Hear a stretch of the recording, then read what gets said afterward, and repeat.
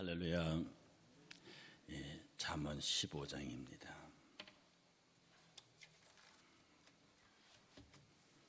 잠언 15장 1절에서부터 18절까지 함께 천천히 봉독하겠습니다. 15장 1절. 유순한 대답은 분노를 쉬게 하여도 과격한 말은 노를 격동하느니라.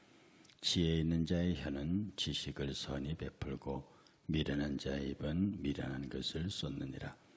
여호와의 눈은 어디서든지 악인과 선인을 감찰하시느니라. 온전한 혀는 곧 생명나무이지만 패역한 혀는 마음을 상하게 하느니라. 아비의 훈계를 업신여기는 자는 미련한 자요 경계를 받는 자는 슬기를 얻을 자니라. 의인의 집에는 많은 보물이 있어도 악인의 소득은 고통이 되느니라. 지혜로운 자의 입술은 지식을 전파하여도 미련한 자의 마음은 정함이 없느니라. 악인의 제사는 여호와께서 미워하셔도 정직한 자의 기도는 그가 기뻐하시느니라.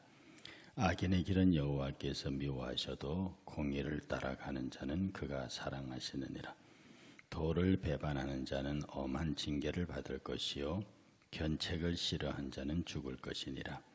수올과 아바돈도 여호와 앞에 드러나거든 하물며 사람의 마음이리요 거만한 자는 견책받기를 좋아하지 아니하며 지혜 있는 자에게로 가지도 아니하느니라.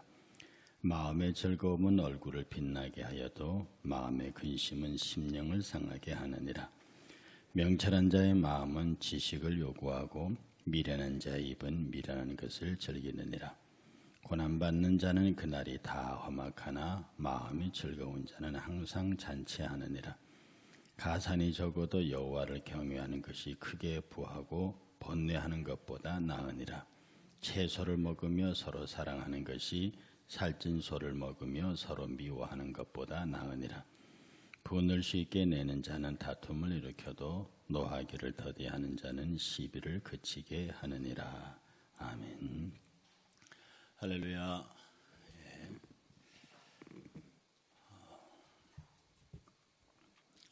어제 비 올 것 같았는데 교회에서 몇 분 하고 충주 앙성에 가서 복숭아밭에 복숭아 열매 쏟는 그런 작업을 하고 왔습니다.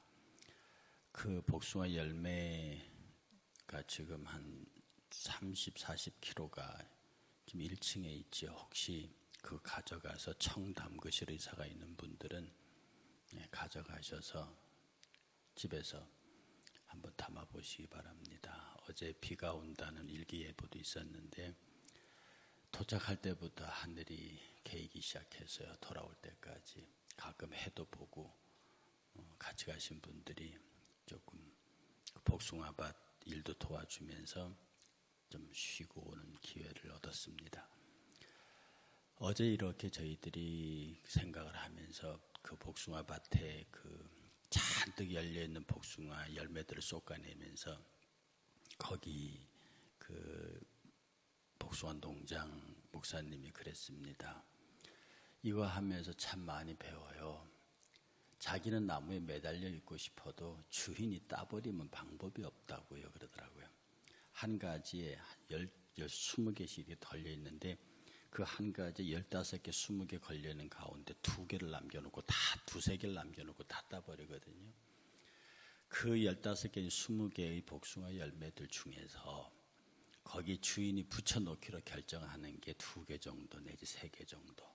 나머지를 다 따버리는데 그건 전적으로 주인의 의지라는 거죠. 아무리 내가 예쁘고 탐스럽게 달려있어도 주인이 그 옆에 것을 선택해서 따버리면 어쩔 수 없이 그 나무 가지에서 떨어질 수밖에 없는. 그러니 하여간 주인의 손길에 주인이 눈에 들어야 합니다.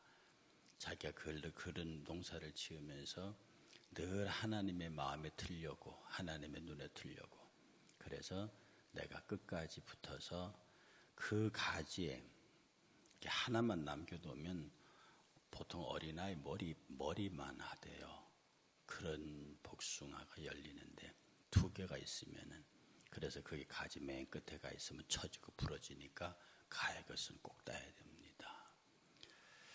하나님도 무조건 막 다시는 게 아니고 그것을 따는 원칙이 있고 그 다음에 그 원칙의 범주 아래서는 전적으로 당신의 마음대로 하신다는 거죠. 그래서 자기들은 늘 하나님 앞에 겸손하다고. 그래서 농사 짓는 사람들은 하나님 앞에 겸손하다. 그런 말을 작업을 하면서 저희들에게 들려주기도 했습니다. 오늘 여러분이 읽으신 본문의 핵심적인 용어가 하나님께서 감찰하신다는 뜻입니다. 하나님께서는 그 불꽃 같은 눈으로 감찰하신 여호와의 눈은 어디서든지 악인과 선인을 감찰하시느니라. 그리고 여기에서 가끔 등장하는 말이 분노라는 말이 등장합니다. 노하기, 분노. 예.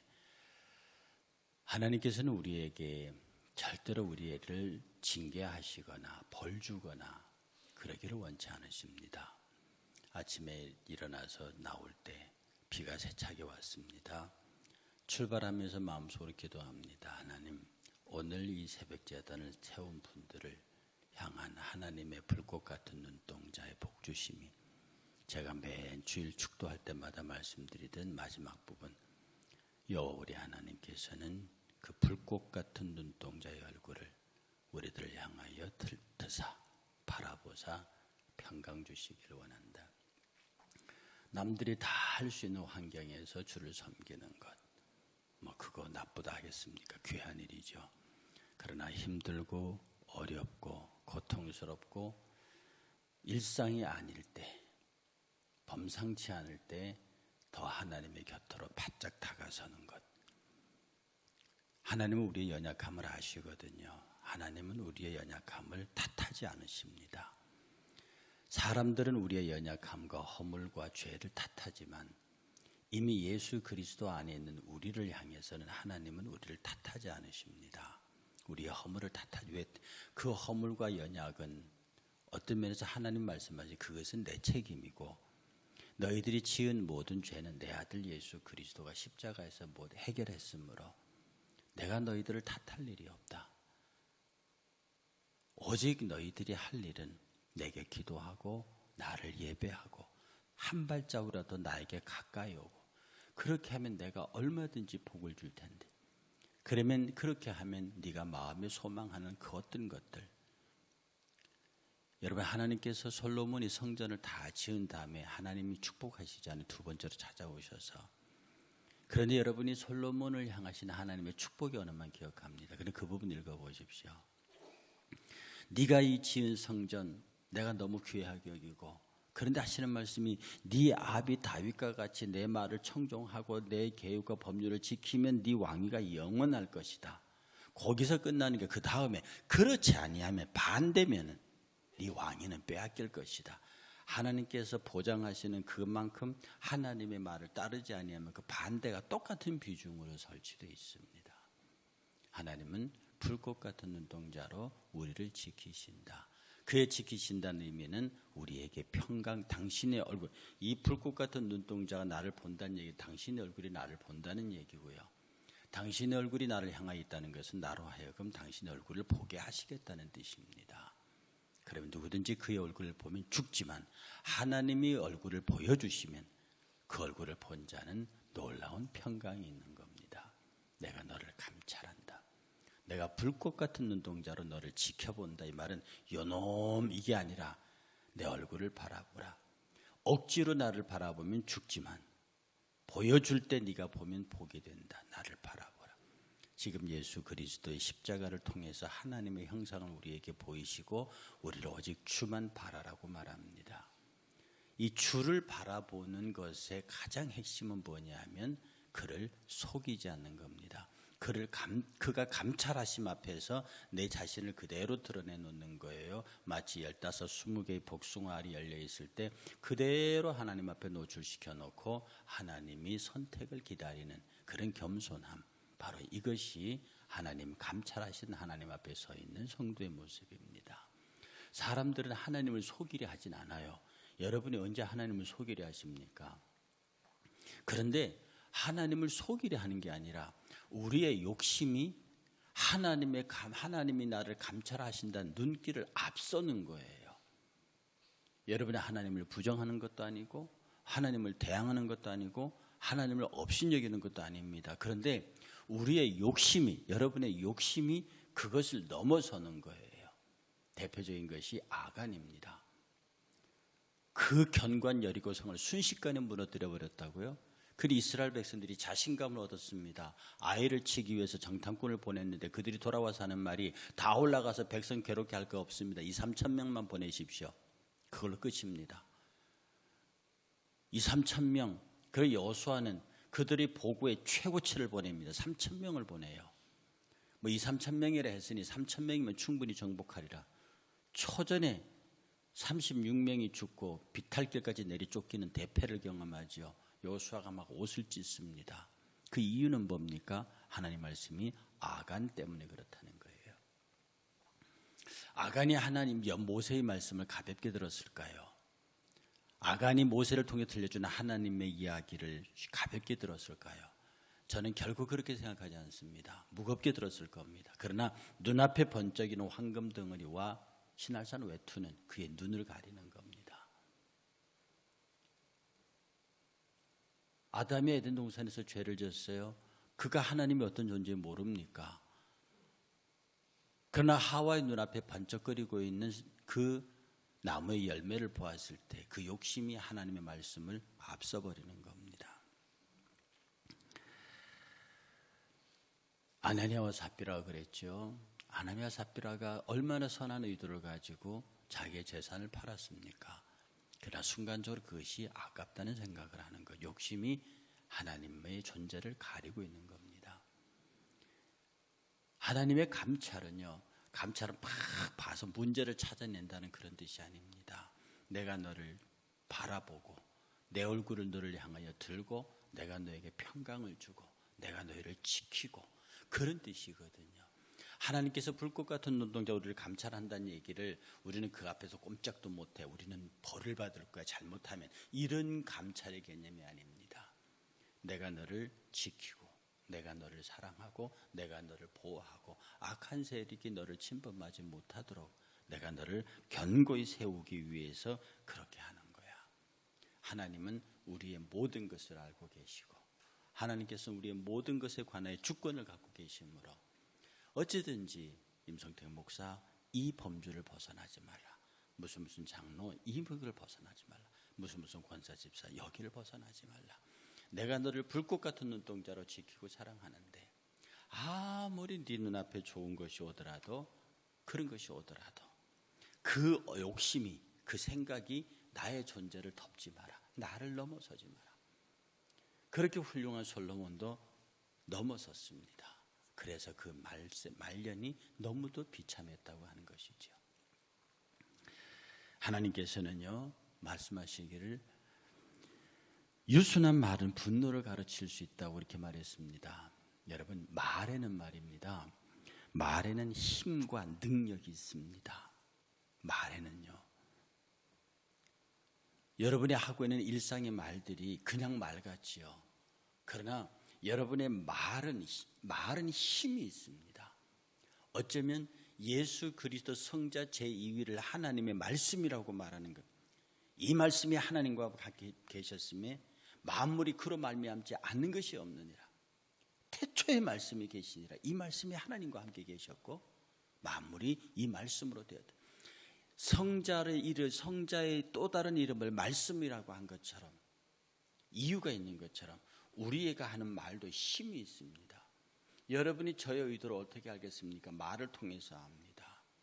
저 사람의 생각을 어떻게 합니까? 말을 통해서 압니다. 말은 힘이 있어요. 그래서 유순한 말은 분노를 안칠 수 있고요. 온순한 말은 타인의 마음을 치료할 수 있고요. 지혜로운 말로 지식을 전할 수 있고요. 과격한 말로 분노를 유발할 수 있고요. 가시돋친 말로 타인의 마음을 상처 입힐 수 있고요. 어리석은 말로 헛된 지식을 전파할 수 있고요. 그러니 내가 하는 말이 그냥 말이 아니고 힘이 있어요. 능력이 있어요. 이게 악한 능력일 수 있고 악한 힘일 수도 있고 선한 힘일 수도 있고 선한 능력이 있습니다. 그러니 하나님의 감찰의 첫 대상이 말이라는 거예요. 하나님 우리의 심중, 왜냐하면 말은 심중에서 나오는 거니까 거짓말은 심중의 반대말입니다. 참된 말은 심중과 합한 말입니다. 그러니 그가 우리의 마음을 감찰하신다는 것도 우리의 말을 통제하시겠다는 뜻이고요. 그가 우리의 말에 귀를 기울이겠다는 것은 우리의 마음 상태가 어떻다는 것을 하나님께서 아시기 때문입니다. 그래서 어쩌면 잠언 전체를 보면은요, 말과 말하는 것과 말의 결과에 관해서 교훈하는 것이 뭐 더 험하게 말하면 거의 대부분 그렇습니다. 그래서 하나님께서는 그 감찰의 의도를 분명히 말합니다. 분노를 일으키는 말, 미움을 일으키는 말, 저주를 일으키는 말, 축복을 일으키는 말, 사랑을 일으키는 말, 긍휼을 베푸는 언어들. 이 언어들의 대결장이 우리의 삶의 대결장이에요. 여러분이 유순하고 온유하고 다정한 말이 오가는 것과 거친 말, 쌍스러운 말, 마음을 아프게 하는 말이 오가는 말. 저기 길거리에 깡패들 건달들이 모여있는 그들의 대화를 들어보세요. 진짜 한마디 건너 욕으로 그들의 대화가 이어집니다. 우리들의 대화는 어떤 말로 어떤 언어들로 연결되느냐. 그냥 하나님이 원하시는 것은 감사합니다, 감사합니다, 감사합니다로 이어지기를 원하시는 거예요. 여러분이 하루 종일 지나시면서 하나님 감사합니다, 여보 당신 감사합니다, 내 형제 내 자매여 감사합니다, 아들아 딸아 아버지 어머니 감사합니다. 전체가 내가 비록 험한 일 중에서도 그럼에도 불구하고 감사합니다. 결국 이런 감사가 어디로부터 오는 것입니까? 하나님의 존재를 인식하는 자에게만 그 감사가 가능합니다. 하나님의 감찰을 인식하는 자만 그런 복된 말이 가능합니다. 아이들은 어른 보는 앞에서 욕 안 하거든요. 그러니까 여러분의 자녀들이 집에서는 욕을 한마디도 안 하니까 쟤는 욕도 할 줄 모른다고 그렇게 생각하지 마세요. 정말 중고등학생, 대학생들은 욕을 섞지 않으면 대화가 되지 않습니다. 나 혼자 점잖음마다 상대들이, 지금 저도 나이가 이렇게 됐습니다만 동창들을 만나면은요, 이것들이 세상 살 만큼 산 애들인데 꼭 고등학교 3학년 교실에 사는 욕을 섞어서 대화합니다. 그걸 들으면서 나이 들어도 이건 어쩔 수 없네. 그건 어쩔 수 없네. 지금 우리들의 말을 정돈하고 생각을 정돈하면서 정말로 하나님의 은혜 안에 사는 자들의 아름다운 이야기들이 참 많은 사람들에게 전달되고 확장됐으면 좋겠습니다. 본문의 끝은 이렇게 말합니다. 33절에요. 마음의 즐거움은 얼굴을 빛나게 하여도 마음의 근심은 심령을 상하게 하느니라. 어떤 사람들이 환히 밝은 빛을 내고 오면 너 무슨 좋은 일 있니? 이렇게 말하죠. 마음의 즐거움은 얼굴을 빛나게 하여도 마음의 근심은 심령을 상하게 하느니라. 이게 하나님이 감찰 앞에 서 있는 마음의 태도입니다. 하나님이 보고 계시는데 마음에 즐거움이 있어요. 그 말은 하나님 보시기에 즐겁다는 뜻입니다. 하나님 보시기에 즐거운 마음이에요. 하나님 보시기에 귀한 마음이죠. 그 마음은 얼굴을 빛나게 합니다. 사람이 얼굴이 시커매도요, 광이 나는 사람이 있다면서요. 그런데 아무리 하얗게 분칠을 해도 얼굴빛이 어두운 사람이 있다면서요. 누가 그럽디다. 친구할 때 얼굴이 빛나는 사람하고 친구하라고. 피부 색깔은 분명히 까무잡잡한데 얼굴에 빛이 나요. 얼굴에서 빛이 나고 눈동자가 반짝거리는 사람과 친구하라고요. 눈이 가재미 눈이라서 틱틱한 얼굴빛을 내는 사람하고는 친구하지 말라고요. 이것은 세상 사람들이 구분하는 것이지만 그들에게도 지혜가 있어서 나온 말입니다. 밝은 얼굴에 밝은 말에 축복된 언어에 복스러운 행동을 하는 사람, 그 얼굴빛이 항상 밝고 그 얼굴에서 참 다정한 기운이 흘러나오는 사람. 오늘 교회 안에서 우리 성도들의 모습이 이렇기를 주님께서 원하실 거라. 그건 분명한 사실이고요. 그래서 분을 쉽게 내는 자는 다툼을 일으켜도 노하기를 더디하는 자는 시비를 그친다. 다툼을 멈추게 한다는 거죠. 노한다는 뜻은요, 화낸다는 거잖아요. 분을 낸다는 거잖아요. 왜 화를 내고 분을 냅니까? 내 주장과 내 뜻과 내 의지에 맞지 않기 때문에 그렇습니다. 그래서 주님 말씀하시기를 분을 내어도 해질 때까지 다음날 가져가지 마라. 분을 내는 것도 인정하시긴 하셔요. 분을 내어도 해질 때까지만 내라. 그럼 내일 아침까지는 그 분노를 가져가지 마라. 왜 화가 납니까? 왜 서운합니까? 왜 불편합니까? 왜 억울합니까? 왜 답답합니까? 내 뜻대로, 내 생각대로, 내 의지대로 안 되기 때문에 그런 거예요. 그래서 오늘 이 아침에 저와 여러분 함께 이 말씀을 의지하면서요, 감찰하신 하나님 앞에 서 있는 내가 하나님을 속이려 하는, 나는 하나님을 속일 의도는 없었어요. 그러나 어느 순간에 내 욕심이, 내 의지가 하나님의 뜻, 하나님의 얼굴을 가려버리는 경우가 많아요.